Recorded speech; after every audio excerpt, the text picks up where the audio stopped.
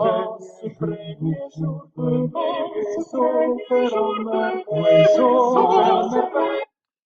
Bien, chers élèves de seconde, pour ce dernier cours de l'année 2020, une année qui a été particulièrement chouette, comme vous le savez, pourquoi pas se détendre avec ce magnifique morceau de Clément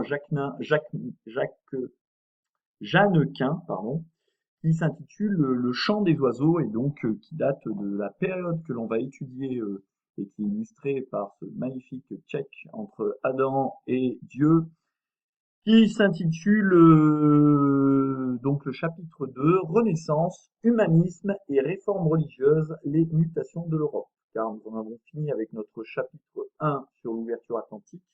Nous sommes toujours dans le thème 2, 15e et 16e siècle, un nouveau rapport au monde, un temps de mutation intellectuelle.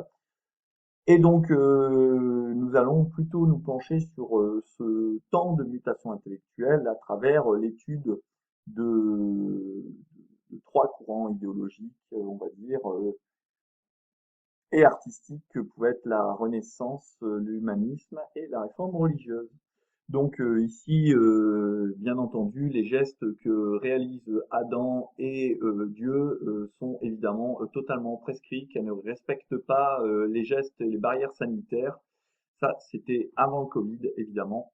Et puis peut-être que vous connaissez cette œuvre célèbre qui orne le plafond de la chapelle Sixtine à Rome. C'est la création d'Adam par Dieu qui a été détournée à de multiples reprises. Évidemment, cette fresque murale n'est pas tout à fait comme cela dans la réalité, elle est un tout petit peu plus figée. Alors la version réelle ressemble davantage à ceci, hein, donc vous avez Adam sur la gauche hein, qui tend la main en quelque sorte vers Dieu, on y reviendra longuement sur cette œuvre, qui est donc située sur le plafond de la chapelle Sixtine, donc la chapelle des papes qui se trouve au Vatican à Rome. Donc, comme je vous l'ai dit, nous sommes dans le thème 2, toujours, hein, 15e et 16e siècle, un nouveau rapport au monde, un temps de mutation intellectuelle. Chapitre 2, donc, Renaissance, humanisme et réforme religieuse, les mutations de l'Europe du 15e au 16e siècle. Donc, un chapitre qui va être très riche, avec de nombreuses notions plus ou moins complexes qu'il va falloir acquérir, mais qui, je n'en doute pas, devrait vivement vous intéresser. Alors, comme tout chapitre, nous allons commencer par une introduction. Avant de rentrer vraiment dans cette introduction, là, juste pour vous situer chronologiquement la période que nous étudions, hein, donc trois chronologies hein, pour les trois sous-thèmes entre guillemets de ce chapitre. Hein, la Renaissance artistique qui démarre vers le milieu du XVe siècle, donc vers les années 1450, pour se terminer à peu près une centaine d'années pardon plus tard, avec des grands personnages comme Léonard de Vinci, Dürer ou Michel-Ange, dont vous avez certainement entendu parler, et pas uniquement dans les Tortues Ninja avec Leonardo et Michelangelo. L'humanisme ensuite qui va se diffuser notamment avec l'invention de l'imprimerie, qui va être marqué par l'œuvre d'importants personnages comme Erasme, sur lesquels on reviendra, et puis enfin la réforme, ou les réformes d'ailleurs, puisqu'il y a un S, les réformes parmi lesquelles on verra justement les réformes luthériennes, le calvinisme. Nous étudierons également ce qu'on appelle la contre-réforme, à l'aide du Concile de Trente, mené par les papes hein, catholiques. Et puis nous verrons aussi la conséquence de l'existence de nouvelles religions chrétiennes qui va entraîner des guerres de religion, notamment en France, au nombre de 8, et également d'événements tragiques comme la Saint-Barthélemy en 1570. Guerre de religion qui se terminera par la promulgation de l'édit de Nantes par Henri IV en 1598. Bien, alors, pour entrer vraiment dans l'introduction, on va s'intéresser à cette œuvre, qui est une œuvre que vous avez certainement déjà vue. Alors, si vous ne la connaissez pas, cette œuvre, elle est de l'artiste emblématique de la Renaissance, hein, que vous connaissez tous parce qu'il a peint le tableau le plus célèbre au monde. Donc, vous avez tous deviné, vous avez levé le doigt dans la classe en grand nombre Pour me dire Léonard de Vinci, évidemment, Léonard de Vinci, tout simplement parce qu'il était né à Vinci, Vinci en italien. Et donc cette œuvre de Léonard de Vinci s'appelle L'homme de Vitruve. L'homme de Vitruve, eh bien, ça renvoie et ça s'inspire d'un architecte romain de l'Antiquité qui s'appelait Vitruve. Et à travers cet homme de Vitruve, eh bien, Léonard de Vinci va illustrer les proportions idéales du corps humain. Pour lui, les proportions idéales que l'on va trouver dans l'architecture, eh bien, on le trouve dans le corps humain. Euh, et, et ces idées de proportions idéales vont être défendues et diffusées par Léonard de Vinci, entre autres, dans un souci de perfection esthétique, intellectuelle, qui sont typiques de cette époque qu'on va appeler la Renaissance. Euh, donc ce Vitruve, hein, c'était un architecte de l'Antiquité, donc romaine, et qui avait écrit un traité d'architecture en -15 avant Jésus-Christ. Et ce traité d'architecture, comme d'autres traités de scientifiques antiques, va être redécouvert au moment de cette période qu'on va appeler la Renaissance. Et c'est pas totalement un hasard si je vous mets cette œuvre de Vitruve que Léonard de Vinci a donc intitulée L'homme de Vitruve, parce que ça symbolise la redécouverte des œuvres de l'Antiquité. Donc ici, un architecte romain dont on a redécouvert ses œuvres pour finalement les adapter à l'évolution des siècles et les remettre au goût du jour avec certaines adaptations. C'est ce que fait Léonard de Vinci, qui d'ailleurs place souvent l'homme au centre de son travail. Et vous voyez d'ailleurs que cet homme est placé au centre d'un cercle. Et donc pour lui, ces proportions, il les a annotées à la main. Vous les retrouvez, alors bon, Léonard de Vinci, vous le savez, il est l'auteur de très très nombreux dessins. Ici, vous avez la coupe d'un fœtus à l'intérieur d'un corps humain, hein. Il a également fait ce dessin de l'homme de Vitruve. Et donc, pour lui, les proportions de l'être humain sont idéales et il est défini.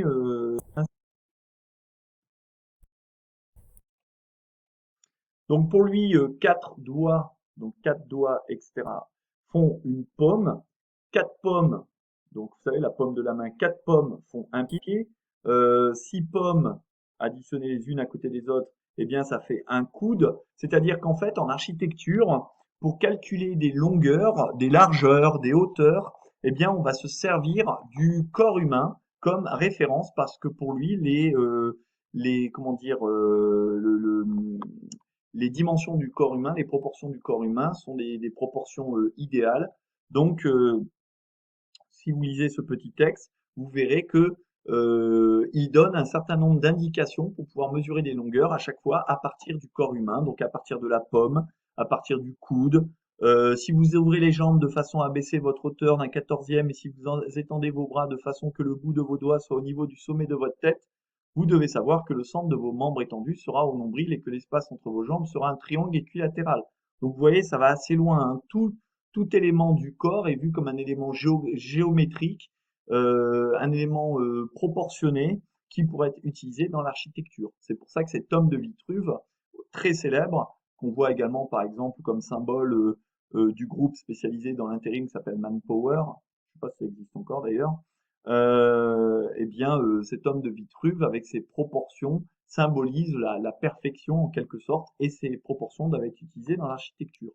Et c'est vraiment un symbole finalement de la redécouverte des éléments de l'Antiquité pour les utiliser dans l'architecture du XVe, du XVIe siècle. Alors si on essaye un petit peu de définir notre sujet, puisque normalement c'est ce que on doit commencer par faire ça dans le cours, et bien notre sujet il porte sur les périodes du XVe et du XVIe siècle. Donc on va étudier cette période qu'on appelle la modernité ou l'époque moderne, mais sauf qu'on va l'étudier à l'échelle de l'individu. D'ailleurs, on va étudier le courant l'humanisme, et l'humanisme va mettre l'humain au cœur de de ce courant. Donc, on va étudier la modernité, cette époque, mais à l'échelle de l'individu. Et cette époque-là, les 15e, 16e siècle, c'est une période de grands bouleversements dans le domaine religieux, intellectuel, culturel. On y reviendra. Si on prend le titre du chapitre, hein, il s'intitule Renaissance, humanisme et réforme religieuse. Donc il y a pas mal de termes à définir. Il y a d'abord le terme humanisme. Qu'est-ce que l'humanisme? Je l'ai déjà un petit peu évoqué, mais c'est un mouvement intellectuel qui apparaît au XVe, XVIe siècle et qui est caractérisé par l'étude des textes de l'Antiquité. Tiens, l'Antiquité, on la retrouve. Vous avez vu que Léonard de Vinci s'inspire d'auteurs de l'Antiquité, notamment d'architectes de l'Antiquité comme Vitruve. Eh bien, les humanistes, eux, c'est un courant de lettrés qui s'intéresse à l'étude des textes de l'Antiquité et qui va donner beaucoup d'importance à l'éducation et au savoir, c'est-à-dire à essayer d'élever l'homme par l'éducation, par le savoir, à le rendre le plus cultivé possible. C'est un peu l'ancêtre finalement de l'éducation telle que vous la recevez aujourd'hui au collège ou au lycée ou à l'école primaire. Autre terme qui apparaît dans le sujet, le terme renaissance, terme qu'on a déjà évoqué quand on travaillait sur la périodisation, un terme qui évoque une nouvelle naissance. Alors qu'est-ce que c'est la renaissance? En fait, ça désigne une forme de révolution, donc vraiment de rupture hein, qui va s'opérer dans les domaines culturels et artistiques grâce à des découvertes, à la redécouverte pardon, de l'art antique. Et là encore une fois, ben, vous retrouvez cette notion d'antiquité. Ce coup-ci, c'est dans un domaine culturel et artistique. On va redécouvrir les œuvres antiques pour eh bien, en tenir compte pour le développement de la culture et des arts, mais à l'époque moderne, au XVe, XVIe siècle. Et enfin, ben, vous avez la notion de réforme. Alors la notion de réforme, elle a deux acceptions, c'est-à-dire deux significations en quelque sorte. Il va d'abord y avoir une réforme protestante avec l'apparition d'une nouvelle religion chrétienne qui s'appelle le protestantisme, qui va naître un peu en réaction des dérives de la religion catholique. Donc on en est à la troisième religion chrétienne, hein, après les orthodoxes, quoi, les catholiques, les orthodoxes, maintenant les protestants.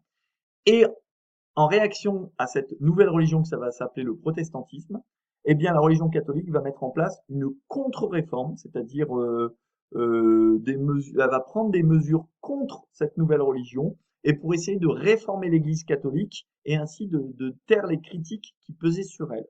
Donc ça va entraîner de nombreux changements dans l'Église, changements sur lesquels on reviendra bien entendu.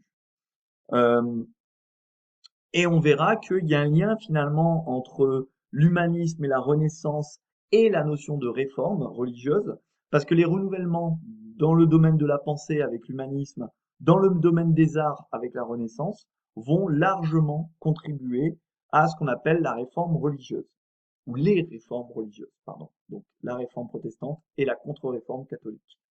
Alors le contexte de ce sujet, on a déjà évoqué, hein, 15e, 16e, 16e siècle, je vous l'ai déjà dit, c'est un renouveau dans l'art, dans la culture, dans le savoir. C'est vraiment une période extraordinaire hein, qui correspond en plus à la période des grandes découvertes, à l'invention de l'imprimerie, donc beaucoup de choses se bousculent.